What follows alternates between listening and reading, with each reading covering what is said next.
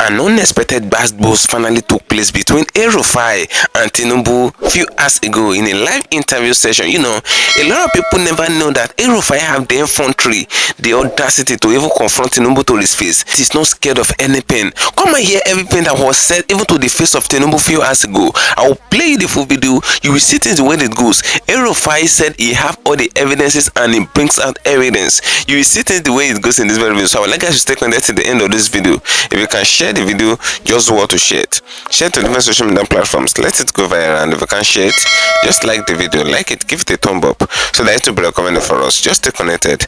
I'm coming back again. Welcome you back to LAJUPOG Watch TV. I don't have bad news for you today. The home of religious gossip. And boy, you should leave the fight for Mohammed. What is happening in the Christendom? Join now to make sense with LAJUPOG.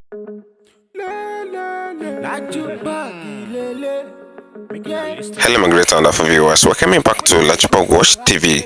For those of you coming across this channel for the first time, just endeavor to click the registration button appearing on your video screen. At the same time, do want to click the notification bell icon so that whenever we drop a new video in few hours time, YouTube will easily let you to know. Rufai have been on the limelight for the past few weeks. He have been talking about Tinubu and he have been saying everything as regards Tinubu. This man is not backing down. A lot of people were thinking that maybe if we should see Tinubu one-on-one, he will not be able to say everything that he has been saying about Tinubu in time past. It was the same Rufai that came out to call Tinubu different names. He even called Tinubu even. He said a lot as regards Bola Ahmed Tinubu. A lot of people were expecting that Tinubu should come out to just give him some backlash, and Tinubu should just come out to ensure that he pull Rufai to where he belongs and all of that. The way they always do all those people that actually criticizes Tinubu, the way they always do people that actually go against Tinubu and all of that, the way they signing them. They were expecting them to actually sign it Rufai, but Tinubu couldn't do anything and actually got a lot of people talking. Now, Kasala boss few years ago, what Rufai have been saying, he even said it to the front of Tinubu. Tinubu cannot even do anything. This man said it all in this very video. You hear things the way it goes. You hear everything that Rufai actually said and the evidence that he claims that he has. So I will play the full video now. You see things the way it goes. I would like you to stay connected to the end of this video. If you can share the video as you're watching it, just endeavor to share it. Share to different social media platforms. Let it go viral, and if you can share it, just like the video, like it, give it a thumb up so that it will be recommended for us. A lot of people have been bashing Rufai right in and center right from the time that he actually pulled off from APC. They said it was because Tinubu did not give him the minister seat that he actually demanded or wanted and all of that. But Rufai came out to debunk it. Rufai came out to make it not to the general point that it was Tinubu that even begged him that he wanted to give him ministerial appointment and all of that. And the moment Tinubu did not give it, he said he relaxed and he did not feel that he should be niggling for it or he should be aspiring for it and all of that. Now, as the matter remains now, the Rufai in question is now giving Tinubu backlash and they have been exposing a lot as regards the Tinubu in question. Many of that said that the APC actually committed everything that Tinubu have been doing in office. Rufai have been giving him backlash and all of that. Even before they formed the ADC coalition, Rufai have been saying all sorts of negative things as regards Tinubu. And Tinubu, what is baffling everyone is that Tinubu did not come out to express himself as regards what Rufai have been saying, or they did not even send the secret operative against Rufai. But even that is just ordinary criticizer, they would have known how to silence the person. Rufai poured out different allegations, very big allegations against Tinubu and all of that. He have made it not to the general point that Tinubu will come third in the 2027 election. There's nothing anybody will do about it. That Tinubu will not even be second in the ballot. That Tinubu will come third and all of that. And he meant it. He said Tinubu should go and ask Goodluck Jonathan what happened to him in 2015. That if Tinubu feel like he have all the power, he have all the money and all of that to actually win the election, he have INEC in his pocket and all, that it will not work in 2027. Come and hear this for yourself. Come and hear what is said to Tinubu to his face in a live interview session. See things the way it goes. If you can share the video, share it. If you can share it, just like it. Stay connected. I'm coming back again. It is quite stupid for anyone to assume that I will invite thugs to invade an event of my party. The police were there. I don't know what they're investigating. They know what happened. They were there, they provided cover to the thugs to do what they did. So these thugs were government sponsored, we know them. We know the police officers that are there. I had earlier this year, I think, or late last year, submitted a petition to the Inspector General of Police on the conduct of some police officers in Kaduna that are being used by the state government to kidnap, abduct opposition figures and critics. And I'm waiting for the outcome of that investigation. But this attempt by the police to issue a statement implying that we as a political party will invite thugs to invade and disrupt our event is a sure sign that our policing system has collapsed. That we no longer have thinking people like my former coursemate, Solomon Arase, in the police. We were classmates in the School of Basic Studies, ABU. He studied political science, I studied quantity surveying. A gentleman, may his soul rest in peace. We used to have policemen. Now, we have shadows of the police. They were there, and I'm submitting a petition to the IG as well as the Police Service Commission, because this gets to the root of the failure of our policing system. When law enforcement agents are the ones that are used to facilitate and protect those that engage in violence, then we are on our way to total destruction of everything that we stand for in this country. Madam, you warned of anarchy and accused police of standing by during the attack, while authorities are now saying that the meeting lacked proper notification. Do you believe this was negligence on the part of the organizers? What is proper notification? And a political gathering? You don't think that for proper cover of security? Under which law? What section of the Constitution?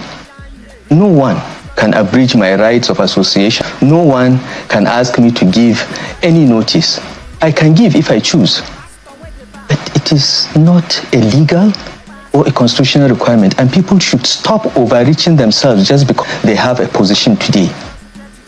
I was governor of that state for 8 years.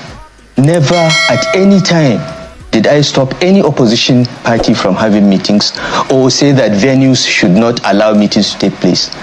This is an overreach. You are inferring that the governor of the day or the government of Kaduna State was behind that attack? The government of Kaduna State is behind it. When we submit, I will submit my evidence to the Police Service Commission and the Inspector General of Police if they care to take action. There's been open criticism of the government by yourself, which a lot of people will say, but you helped that government to come in place. Yes, that was your successor.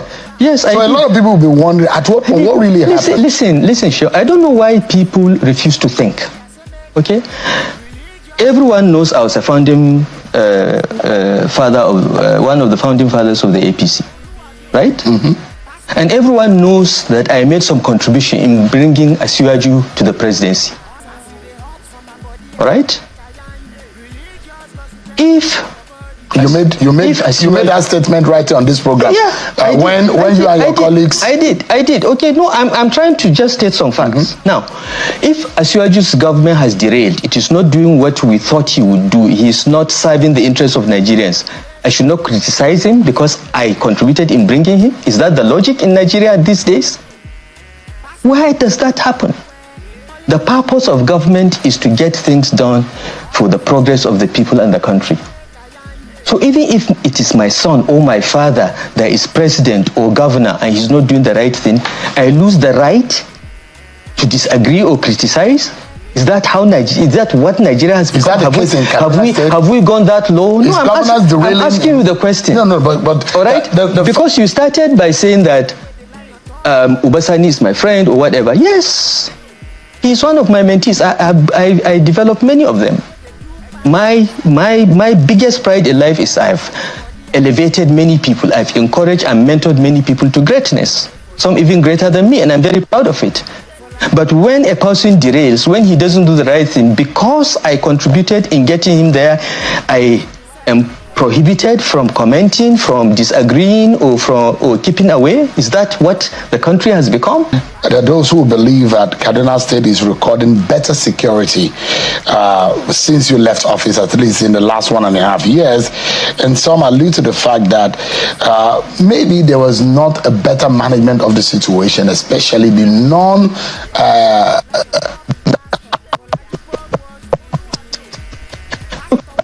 Your question by some said, because it is not correct, it is not true. Just last week, SBM published a report that showed that security situation in Kaduna and Zamfara have actually deteriorated under this government's watch. Okay? A week earlier or 2 weeks earlier, Sahara reporters published another very verifiable and credible report that actually insecurity has been increasing. What the government has been doing, both at national and state levels, has been buying up the media from reporting it. I have people in Kaduna. All the traditional rulers that are in office today, most of them, I appointed them. I get information. Insecurity in Kaduna has not improved, SEUN, and those in Kaduna know it. You can deceive yourself by buying off the media, you can cover up, but every once in a while, as we saw last week with the SBM intelligence report and the one that Sahara reporters published last week, you can call him, bring him to this program and ask him what we did. What I will not do, okay, is to pay bandits, give them monthly allowance, or send food to them in the name of non-kinetic. It's nonsense. We are empowering bandits. Is that what is going on? It's not the government of Kaduna State. It's a national policy driven by the Office of National Security Advisor, and Kaduna is part of it. Many states are objecting to that, but that is the policy now. Chase the bandits. That's the new policy. My position has always been the only repentant bandit is a dead one. Let's kill them all. Let's wipe them. Let's bomb them until they are reduced to nothing. And then the 5% that still want to be rehabilitated can be rehabilitated. You do not negotiate from a position of weakness. You don't empower your enemy. You don't give him money to go and buy more sophisticated weapons. That's why the insecurity problem has not gone away and will not go away as long as this policy continues. They can deceive, they can cover up, they can do propaganda, but those that live in Katsina, those that live in Zamfara, those that live in Kaduna, those that live in those states, they know what is happening. There are those who are asking, how would you do that? With a lot of people moving into the APC, there are governors now moving into the APC, and those who say whatever the opposition is doing is gradually and working steadily for Tinubu and the APC returning in 2027. They can believe what they want to believe. They can engage in self-delusion. They can use the carrot and stick tactics, to lure governors or intimidate them into joining. Governors that know what they are doing, taking from the till, will have no choice but to join the APC, because, when you are in the APC, you are immunized from being investigated for corruption. They will do all that. But at the end of the day, the Nigerian voter will decide based on President Tinubu's performance and the performance of governors. It is not a governor moving to a party that will make that party win elections. I was governor of Kaduna State. I was one of Bola Tinubu's biggest campaigners, but I couldn't deliver the state to him. Bola Tinubu himself couldn't win his state with his own governor in place. So these things are not as theoretical as people want them to be. And if you want to engage in self-delusion, you are free to do so. So I will not tell you how we are going to win, but I tell you very clearly, and I've said this before and I'll say it again, the worst case scenario in the 2027 elections is that no winner will emerge in the first round. We may have to go for runoff. And Bola Tinubu will not be on the ballot for the runoff because he will at best be third in the election. He has no pathway to win. I have done the maths, I have done the analysis. he cannot, he will be at best third. But he can deceive himself. He may think, oh, I have money. Because they have taken all the money in the country. I have INEC, I have the police, I have the army. You know what? President Tinubu, invite President Jonathan for a chat and ask him if he didn't have all this in 2015, I would got him out. Is the case still the same, similar to 2015? It's there worse. those who will say Tinubu has never lost an election. And it's different as a politician compared to Goodluck Jonathan. Tinubu has never lost an election. That can be contested, but it's okay. He has never lost an election. It's a political strategist. He's this, he's that. Wait. Nasir Rufai has said, if you want to learn some lessons, invite President Jonathan for a chat over coffee and ask him what happened in 2015. That's all. If you were made a minister, would you be saying all this thing that you're saying? If I was made a minister, I would probably have resigned. Once I saw the direction of the government, I would have resigned and I would have said the same thing.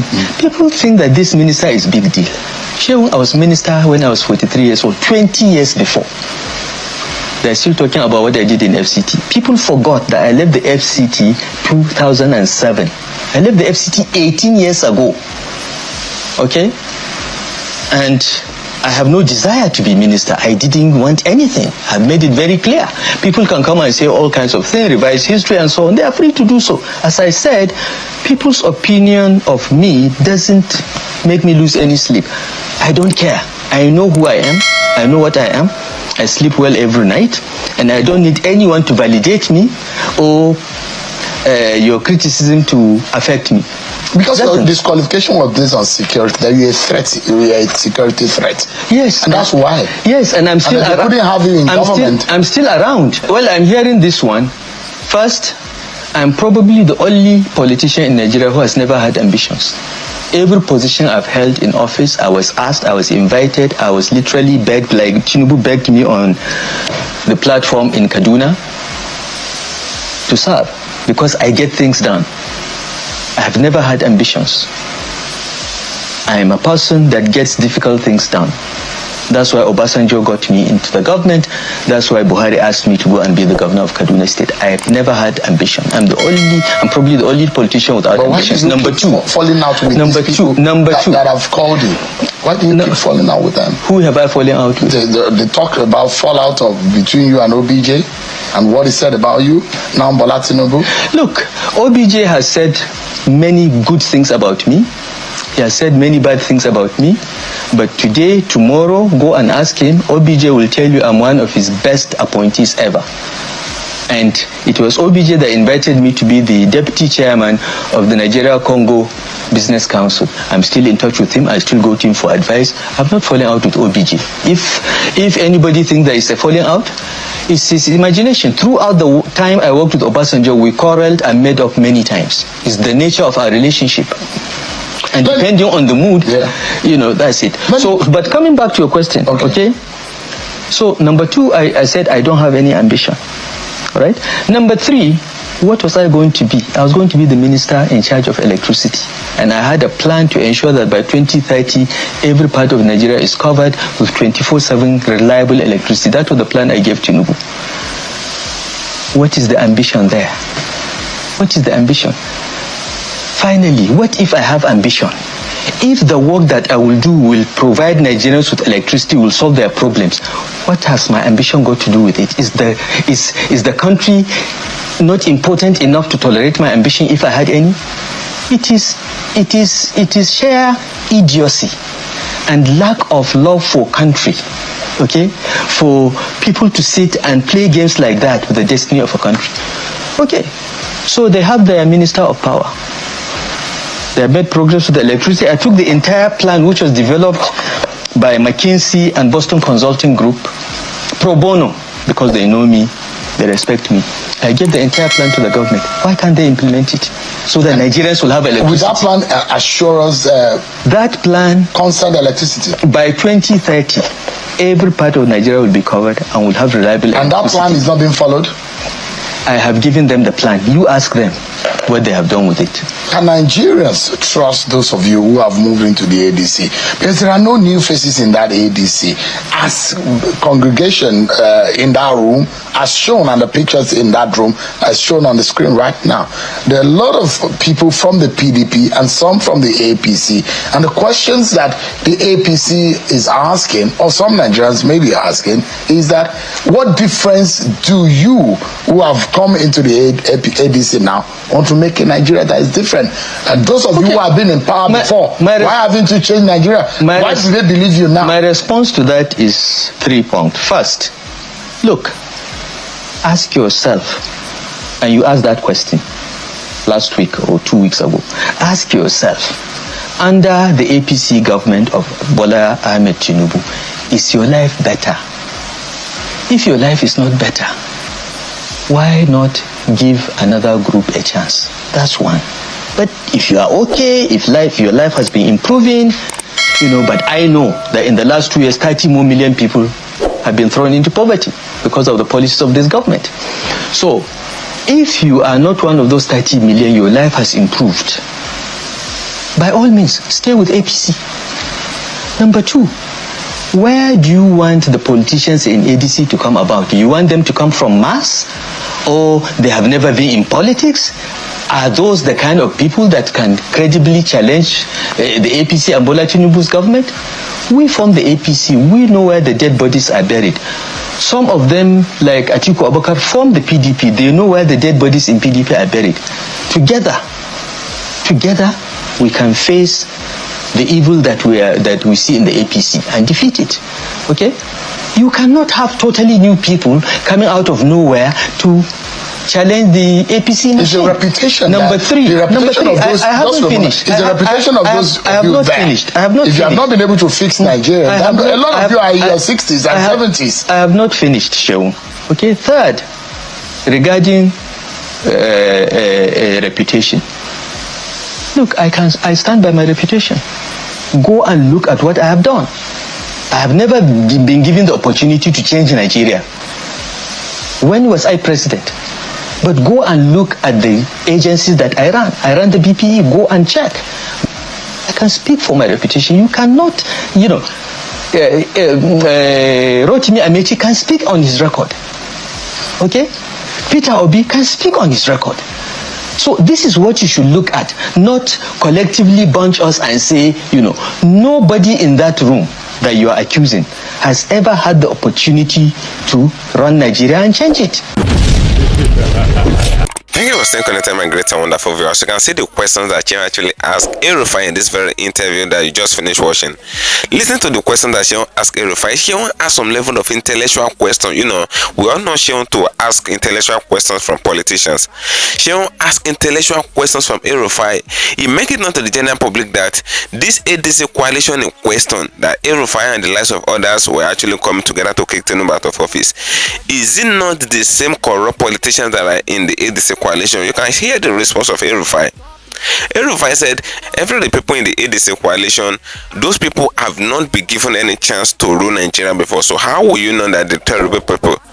A lot of people are saying that those people in the ADC coalition, they are not good people, they are just there for their stomach infrastructure and all of that. They said even the Rufai that actually pulled all of them together, because according to report, Rufai happens to be the pioneer of the ADC coalition. The same way Rufai happens to be one of the pioneers of the APC that actually pulling Nigeria in a total mess today. Likewise, the ADC coalition, Rufai is one of the co-founders as well. Now they ask Rufai the question, are you not corrupt? And the other people in the ADC coalition not corrupt as well? Why is it that you want Nigerians to believe that you come and make some changes in 2027, they should give you a chance? You can see the response of Rufai. Rufai said those people in the ADC coalition have not been given a chance whatsoever to rule Nigeria before. So how will people know that they can rule Nigeria in a terrible way?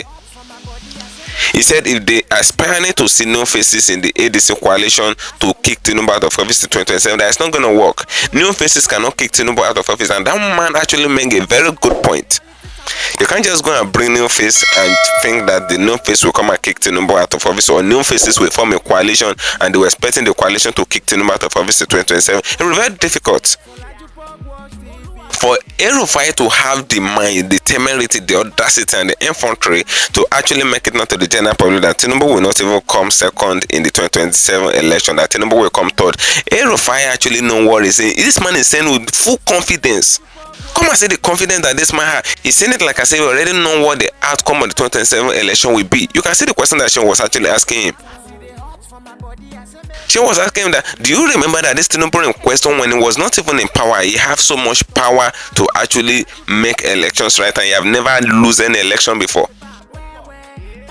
Not even talking about when he's in power and have all the power and access and all of that. But Rufai said he should go and ask Goodluck Jonathan what happened to him in 2015. Rufai is talking like as if you already know the weakness and the weak point of Tinubu, and you already know how to bring Tinubu down. But looking at what this man is saying, most of the things that Rufai is actually saying, most of the things that he's saying is actually true. He said they already know the dead, and they already know what they buried in the APC, already know the in and out, the intestine of APC and all of that, that there's nothing Tinubu can do in 2027. You already know that Tinubu will try to rig it 2027 and all of that. You already know that Tinubu will do all manner of things just to win the election, snatch it, grab it, and run away with it, the same way they did in 2023. You already know all these things according to what he said in this very video. If you don't listen to the video very well, date back to the video again, listen to what Rufai said in this video. He said he's already aware of the tactics of Tinubu. He said Tinubu never lose any election. He said they should wait in that 2027. Maybe they will know that he loses election or he will not lose election. You can see the confidence and the mind that Rufai actually have. He said Tinubu will not even have the chance to be in a second the 2027 election. Now, looking at the other questions that Sheon asked him in this very video, you can see the other things that Sheon asked him in this very video. Rufai make it known, he said they should not bunch all the ADC coalition people together and all of that, that they are corrupt, that they are from APC, PDP, and they are part of the old system before and all of that. He said they should not bunch them together, that everybody have his own reputation, everybody have what he did with his past record when he was in office. He said he can defend his own past records. He said Peter Obi can defend his own past record, and Mesha can defend his own past record. Those are what Rufai actually make known to the general public in this very video. And the only thing that he's saying now is that he said he's not even aspiring to be president of Nigeria, not even a vice. He said being a president and being a vice is not part of his ambition, that he have never been an ambitious person before. A lot of people are actually thinking that it's because he's ambitious, he wants to be a flag bearer of the ADC, he just want to use the likes of Obi and all of that, he just want to pull himself in the ballot and all those kind of things. They say he wants to be the president or he wants to be the vice or a running mate and all of that. He debunked it in this very video. They said he's not interested in being a president, he's not interested in being a vice, he's not interested in anything. Those are what is actually spitting out. Now, drop a opinion in the comment section on this video as regards what Rufai said in this very video, because according to what this man is saying, this man is talking like as if he's a saint. He even go as far as saying that if Tinubu should even give him the ministerial seat back then, that he would have resigned. And the same way he's castigating Tinubu now, the same way he's criticizing Tinubu, that he will resign and we still castigate Tinubu and criticize Tinubu, because Tinubu government is in total shambles, that the government is not doing anything as regards the well-being of Nigeria. It impoverished more than 30 million Nigerians in multidimensional poverty and abject poverty. And the facts are very clear and it's very real, and it's even challenging Tinubu and even the governor of Kaduna said that he have evidence against them as regards what they're doing in office and all of that. Now drop a opinion in the comment section on this video. Feel free, see your mind in the comment section as regards everything that Rufai said in this very video.